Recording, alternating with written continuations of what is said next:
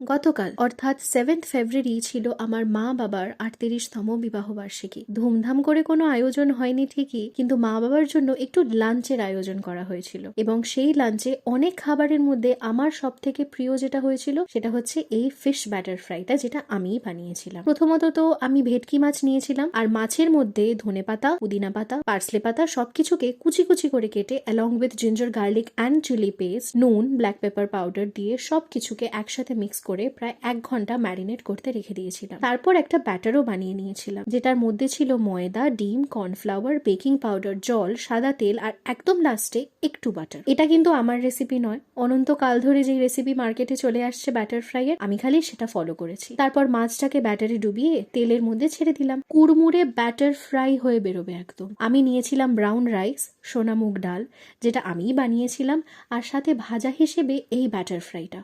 উফ, অসাধারণ লাগছিল খেতে।